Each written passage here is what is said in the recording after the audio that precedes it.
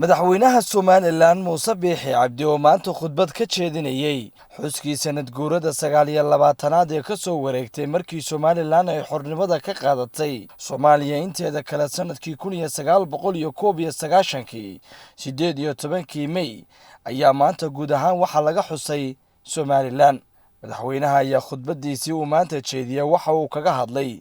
xaaladda ammaan ee Somaliland wadahadallada Soomaaliya iyo waliba Somaliland iyo sidoo kale colaad beeleedyada soo noqnoqday ee inta badan ka dhaca Somaliland. ugu horeyn madaxweyne Biixi ayaa sheegay in xukuumaddiisu labadii sano ee u dambeysay ay 9 milyan oo dollar ku bixisay dagaal beeleedyada inta badan ka dhaca Somaliland si xasilooni loogu soo dabaalo hadba halka uu dagaal beeleed ka dhaco. walaalayaal waxaan guula gaadhnay waxa dadku soo socday haddana cid waliba dhalisheeda walaal dhalisha Somaliland ugu weyn ee dhaqaalaheena iyo nabadgelyada wada dhigtay waxa weeye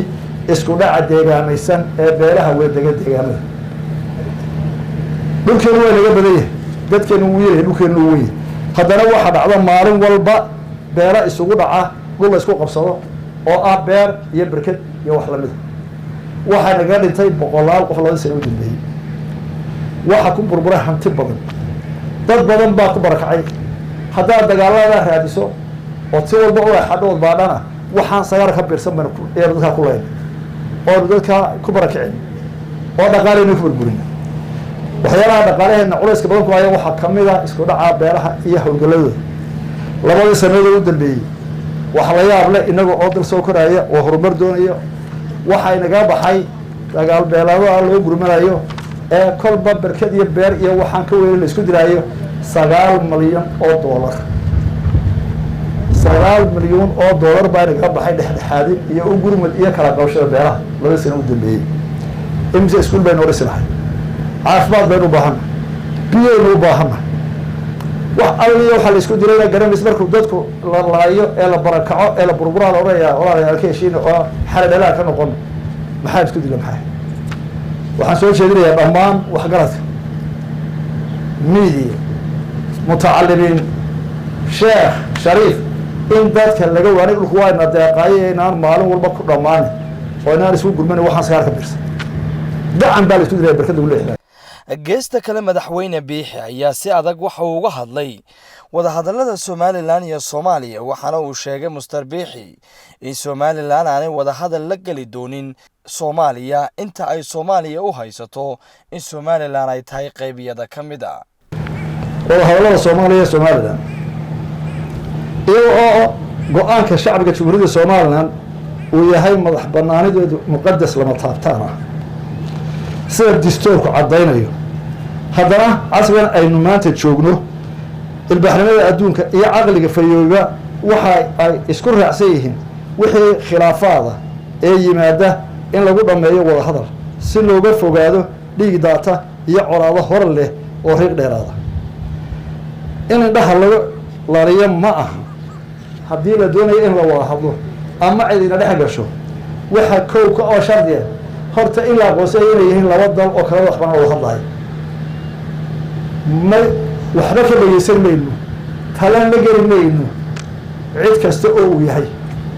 oo yiraahda Soomaali way dal waxa weeyaan dagaal ka dhex taagan yahay Soomaaliya dagaal ka dhex taagan yahay la dhex galo Soomaaliya Soomaaliya laba qaran oo qofkii ku dhex dhexaadinaya diyaar baan u walaalo xamar nimanka xamar joogay aan isku Soomaaliyeena walaalahay hadday taa indhahooda arkayaan oo waan wada hadlaynaa intay sareeyeen gobolada waqooyiga iyo magaalo Hiblaayo Saayirna ee kolba calan diyaarad yar oo gaaladeed ha soo sawirayaan heshiinna wada hadlay waxaana abuuraysa colaad hor leh iyo caro hor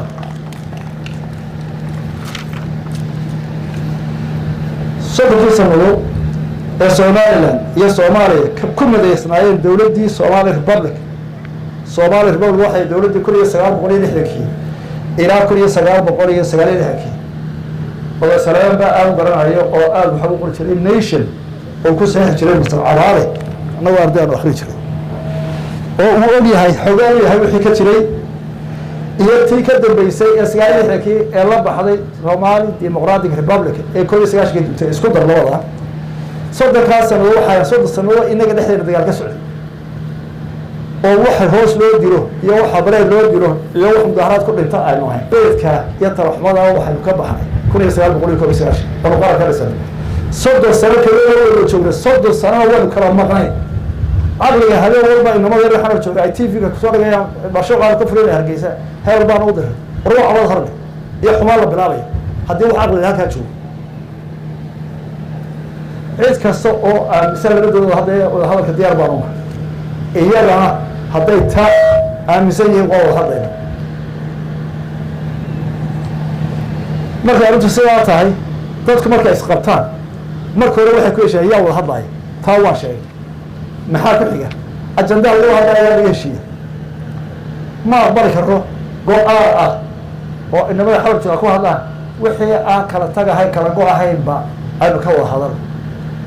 si cadoo dheer baan idinku sheegayaa kala go- mooye wax kala go-a hadda mayno waynu kala goro waynu kala tagnay ma waalina laba doodarisa ma ahaana haddii kale waxaa wadaan waa heli doontaa arrinta labaad loo kala bixi karaa waxa weeye maxkamad caalami ah oo arrinteenu aanu soo isbaysano oo aanu carabka ugu dambeyntii madaxweynaha Somaliland Muuse Biixi Cabdi ayaa fariin waxa uu u diray hay-adaha iyo dowladaha caalamka ee inta badan deeqaha siiya Somaliland iyo Soomaaliya waxaana uu sheegay Mr. Biixi inaanay dowladdiisu qaadan doonin deeq Soomaaliya loo soo dhexmariyo balse ay Somaliland qaadan doonto deeqaha caalamka marka si gaar ah iyada loola macaamilo gargaarka caalamiga ah waxaan soo dhaweynaynaa gargaar kasta iyo deeq kasta oo beesha caalamku ku caawinayso Somaliland balse marna aqbali mayno gargaar deeq qaaraan dhaqaale iyo hawl soo marta Muqdisho iyo Soomaaliya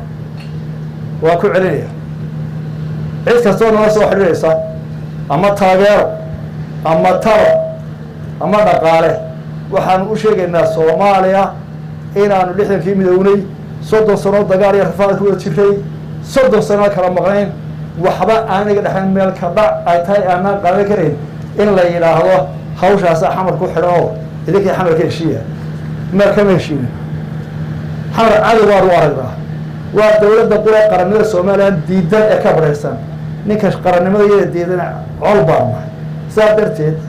hay-adaha sibcada quruba ka dhaxaysa dawladaha waxaan u sheegaynaa annaga Somaliland oo dal gaar u taagan oo dantan iswanahay cid ila xiisa oo wanaagsan tahay laakiin ma qaadan karno dafna oo aragnaa xamar baa waxay ka dhaxayaan ka heshiiya